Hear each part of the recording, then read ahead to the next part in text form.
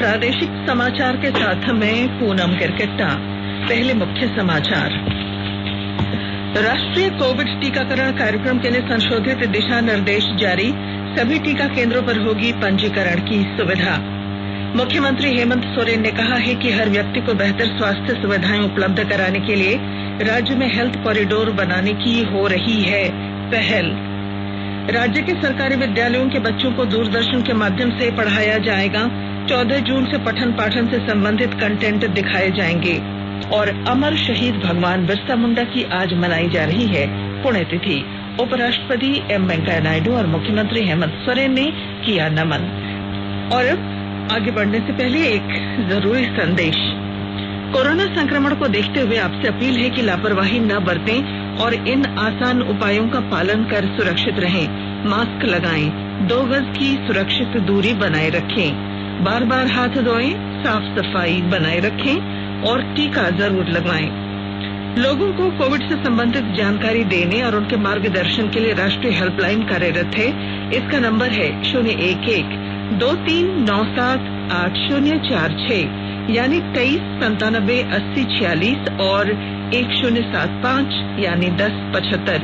इसके अलावा राज्य हेल्पलाइन नंबर 104 डायल कर समस्या का त्वरित समाधान लिया जा सकता है। और आइए अब चलते हैं समाचारों की ओर। केंद्रीय स्वास्थ्य मंत्रालय ने राष्ट्रीय कोविड टीकाकरण कार्यक्रम लागू करने के लिए संशोधित दिशा निर्देश जारी किए हैं। संशोधित दिशा निर्देश 21 जून से लागू होंगे। प्रधानमंत्री नरेंद्र मोदी ने कल 18 वर्ष से अधिक उम्र के लोगों के लिए राज्यों को निःशुल्क टीके उपलब्ध कराने की घोषणा की। राज्यों और केंद्र शासित प्रदेशों को जनसंख्या, बीमारी और टीकाकरण की प्रगति के आधार पर टीकों का आवंटन किया जाएगा।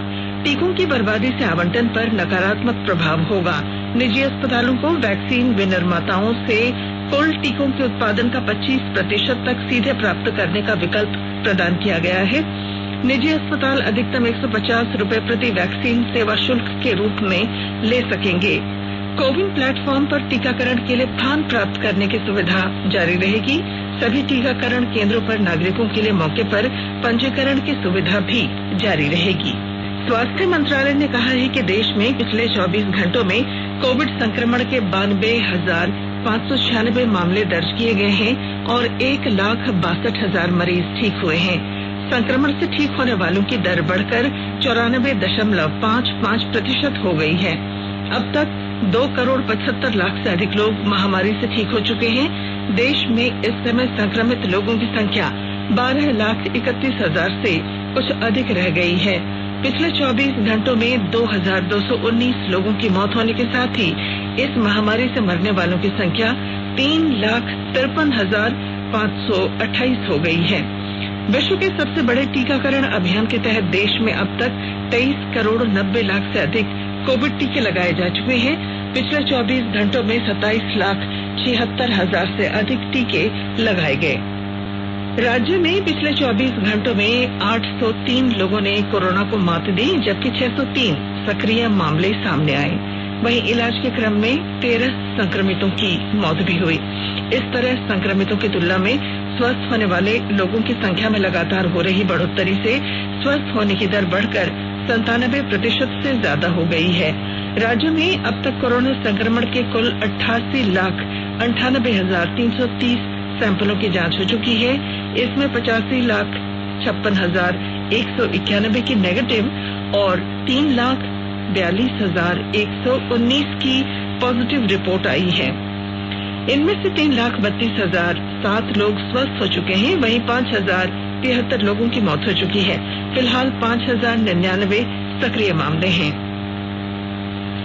मुख्यमंत्री हेमंत सोरेन ने कहा है कि राज्य में हेल्थ कॉरिडोर बनाने की दिशा में पहल शुरू कर दी गई है ताकि हर व्यक्ति तक स्वास्थ्य सुविधाओं को पहुंचाया जा सके। लातेहार जिले में आईसीयू वार्ड और पाइपलाइन आधारित ऑक्सीजन युक्त बेड तथा बोकारो में एक कोविड अस्पताल का ऑनलाइन उद्घाटन करने के दौरान मुख्यमंत्री ने कहा कि ग्रामीण इलाकों में कोरोना को लेकर सर्वे हो रहा है, जो आगे भी जारी रहेगा। इस सर्वे के आधार पर डेटाबेस तैयार करने का निर्देश सभी जिलों के उपायुक्तों को दिया गया है। इस सर्वे से गांव में स्वास्थ्य व्यवस्था और सरकार की सुविधाओं का लाभ लोगों को मिल रहा है या नहीं, इसकी जानकारी मिलेगी। इस आधार पर स्वास्थ्य से जुड़ी योजनाओं को बनाने तथा क्रियान्वयन में मदद मिलेगी। श्री सोरेन ने यह भी कहा कि विभिन्न उद्योगों के CSR फंड का इस्तेमाल ग्रामीण इलाकों में स्वास्थ्य संरचनाओं को मजबूत और सुविधाओं को उपलब्ध कराने में किया जाए। कोडरमा जिले में बन रहे मेडिकल अस्पताल और सदर अस्पताल को अपग्रेड किया जा रहा है। विस्तृत ब्यौरा दे रहे हैं हमारे कोडरमा संवाददाता। कोडरमा के कर्मा में प्रस्तावित मेडिकल कॉलेज के निर्माण के साथ सदर अस्पताल में 300 बेड वाले नए भवन का निर्माण कार्य भी शुरू हो गया है। अगले 2 सालों में सदर अस्पताल का यह नया भवन बनकर तैयार हो जाएगा। तकरीबन 50 करोड़ की राशि से इस भवन का निर्माण किया जाना है। मेडिकल कॉलेज के निर्माण के साथ सदर अस्पताल में इस भवन के अपग्रेडेशन में खासकर मेडिकल कॉलेज में पढ़ने वाले छात्रों के प्रैक्टिस को ध्यान में रखकर तैयार किया जाना है। 7 मंजिला भवन में तमाम तरह की सुविधाएं होंगी। नीचे पार्किंग का इंतजाम होगा, जबकि 3 मंजिलों पर 300 बेड वाले अस्पताल का निर्माण भी किया जाए। 7 मंजिला भवन को लेकर पुराने भवन को तोड़ा जा रहा है और उसके जगह नए भवन का निर्माण भी शुरू किया जाएगा। मेडिकल कॉलेज में पढ़ने वाले छात्रों के साथ साथ बेहतर स्वास्थ्य सुविधा का लाभ भी यहाँ के लोगों को मिलेगा। गजेंद्र बिहारी सिन्हा, आकाशवाणी समाचार, कोडरमा। केंद्र सरकार कोविड-19 महामारी के दौरान नागरिकों की सुविधा के लिए बनाई गई राष्ट्रीय स्तर की 4 हेल्पलाइन के बारे में जागरूकता पैदा कर रही है।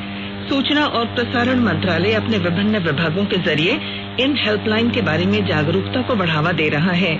विभिन्न हेल्पलाइन नंबर इस प्रकार हैं। कोविड संबंधी सवालों का जवाब देने के लिए स्वास्थ्य और परिवार कल्याण मंत्रालय की हेल्पलाइन 1075, महिला और बाल विकास मंत्रालय की चाइल्ड हेल्पलाइन 1098, मनोवैज्ञानिक सहायता के लिए राष्ट्रीय मानसिक स्वास्थ्य और न्यूरो साइंसेज संस्थान निम्हांस की हेल्पलाइन 08046110007। कोविड-19 से जुड़ी किसी भी समस्या के लिए राष्ट्रीय हेल्पलाइन नंबर 011-2397-8046 या 1075 और राज्य हेल्पलाइन 104 डायल कर समस्या का त्वरित समाधान लिया जा सकता है। पूर्वी सिंहभूम जिले में ग्रामीण इलाकों में टीकाकरण को लेकर लोगों के बीच फैली भ्रांतियों को दूर करने के लिए जिला प्रशासन अब बुजुर्गों का सहयोग ले रहा है। जिले के उपायुक्त ने बताया कि इन बुजुर्गों ने कोविड टीका ले लिया है और अब वे ग्रामीणों को टीकाकरण के लिए प्रेरित करेंगे। उन्होंने बताया कि जिले के ग्रामीण क्षेत्रों में 18 साल से ज्यादा उम्र के व्यक्तियों को टीकाकरण अभियान से जोड़ने के लिए प्रशासनिक अधिकारी गांवों में कैंप कर रहे हैं। आकाशवाणी के ताजा तरीन समाचारों के लिए आप हमारी वेबसाइट newsonair.com पर लॉग ऑन कर सकते हैं। ताजा समाचार और Facebook page all India radio news पर भी उपलब्ध है। आप प्रादेशिक समाचार एकांश के ट्विटर हैंडल @AIR News_Ranchi और फेसबुक पेज तथा YouTube channel AIR News Ranchi पर भी हमारे बुलेटिन सुन सकते हैं। प्रादेशिक समाचार आप आकाशवाणी रांची से सुन रहे हैं और अब पेश हैं कोरोना से बचाव के कुछ संदेश।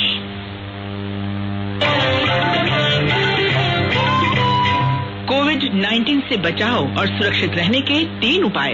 मास्क लगाएं, 2 गज दूरी है जरूरी, सुरक्षित दूरी रखें, हाथ और मुंह साफ रखें।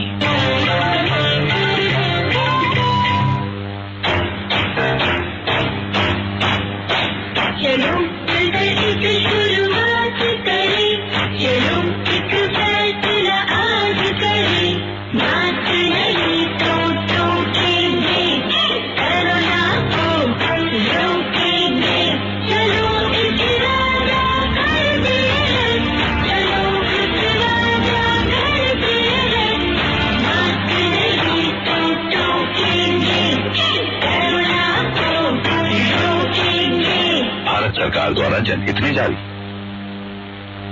प्रादेशिक समाचार में आपका फिर स्वागत है। राज्य के सरकारी विद्यालयों के विद्यार्थियों को अब दूरदर्शन के माध्यम से पढ़ाया जाएगा। 14 जून से कक्षा 1 से लेकर 12वीं तक के बच्चों को दूरदर्शन के माध्यम से पठन पाठन से संबंधित कंटेंट दिखाए जाएंगे। इसमें हर कक्षा के लिए आधे घंटे का स्लॉट होगा और इसका साप्ताहिक कैलेंडर जारी किया जाएगा। कोरोना महामारी की वजह से विद्यालयों के बंद होने के कारण ये निर्णय लिया गया है।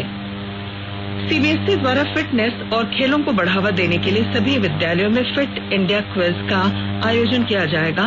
बोर्ड ने सभी विद्यालयों को पत्र भेजकर इस क्विज में शामिल होने को कहा है।